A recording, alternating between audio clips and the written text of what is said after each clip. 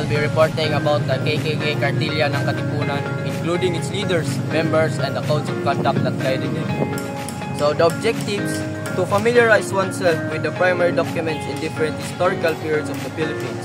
Number 2 is to learn history through primary sources. First, to understand the important primary resources from Philippine history. And second, to analyze historical documents like the Kartilya ng Katipunan, so we can learn the real values and goals behind our fight for independence. So we move on to the context and contextual analysis. So first is the credible, second, reliable, third, background event, fourth, type of source, fifth, trustworthy, and the sixth and the last one is background of the author. So what is Katipunan? Katipunan is the kataas-taasan, kagalang-galangang katipunan ng mga anak ng bayan. Arguably the most important organization formed in the Philippine history.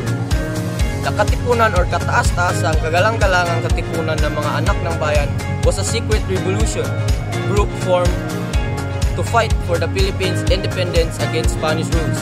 It united Filipino who shared one dream: freedom and equality for all.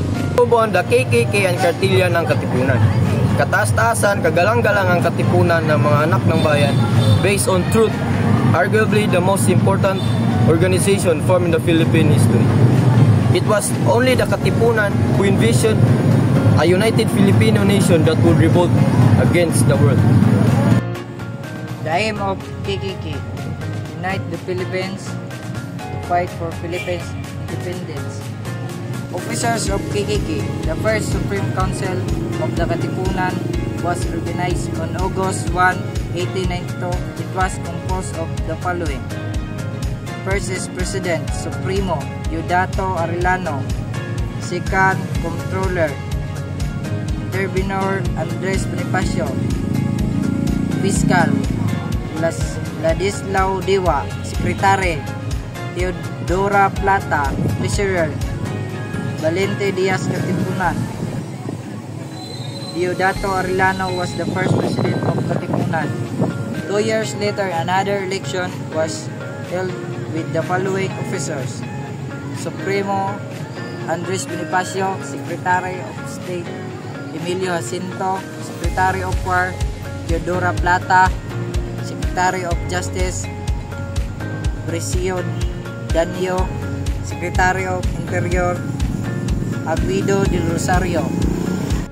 Women of the Katipunan. At the beginning, the Katipunan was exclusively for men.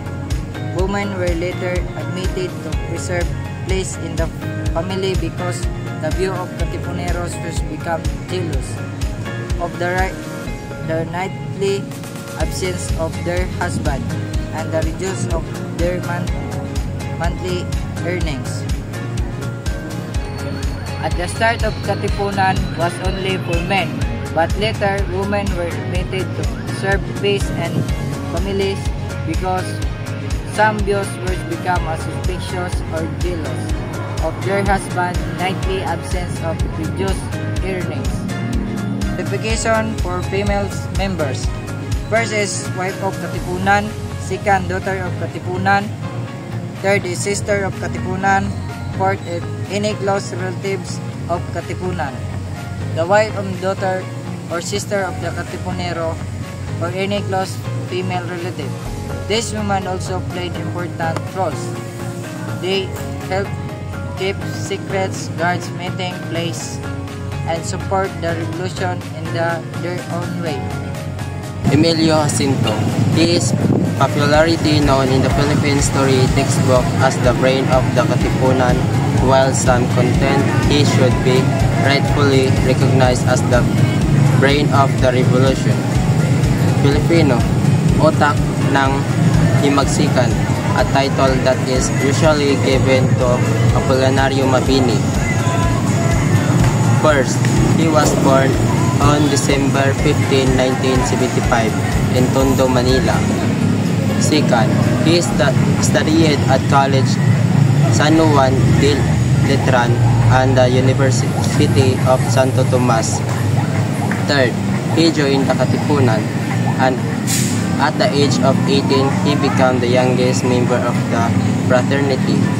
Fourth, in the Katipunan, he was forced to speak Tagalog to instead of Spanish Bamboo or Pigtin Spanish. Fifth, he became Bonifacio's best friend. Sixth, he died on April 16, 1899, Santa Cruz, Philippines. Let's talk about Emilio Jacinto. He is known as the brain of Katipunan, or the brains of the revolution. He was born on December 15, 1875 in Tondo, Manila and studied and Letran and USD. He joined the Katipunan at age 18, became one of the youngest members. Jacinto became Bonifacio's best friend and wrote important writings like the Cartilla ng Katipunan, which served as a moral guide for all members.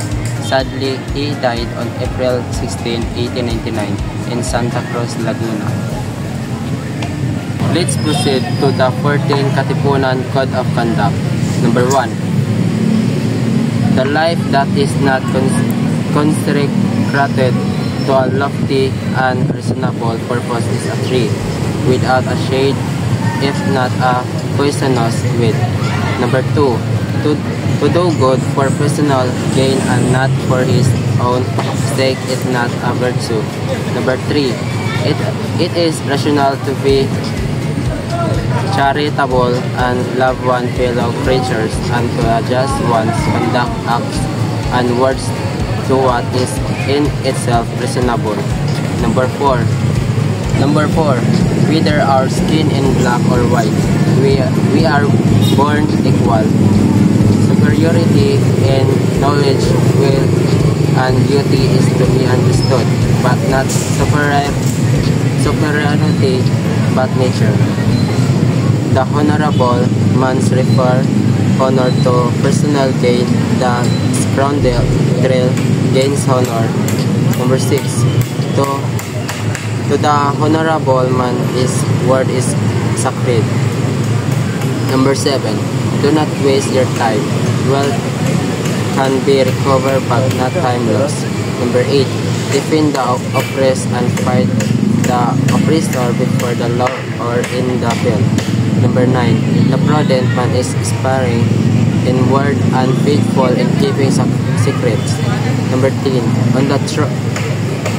On the thorny path of life, man is the guide of woman and the children, and if guide leads to precipice, those whom he guides will also go there.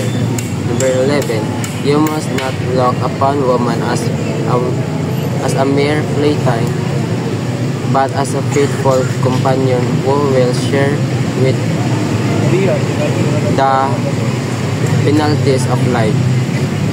Her physical weakness will increase their interest in her, and she will remind thee of the mother who bore thee and reared thee. Number 12. The 12th principle gives importance to every action that one has to make. A katipunero must not do the things that he does not want to be done by him. Number 13. The 13 rules is about one knowledge of how to have the right characters in dealing with life. A katipunero's life is not measured by what is his status in life nor by the things he possesses. Instead, it is in his character and his love for native land. Number 14. The last show the idea of the author this time. The emphasize the hope as for everyone and believe that every sacrifice that a katipunero makes will always be worth it. Cartilla ng Katipunan is... Go. The last show the idea of the author. 2, 3, go.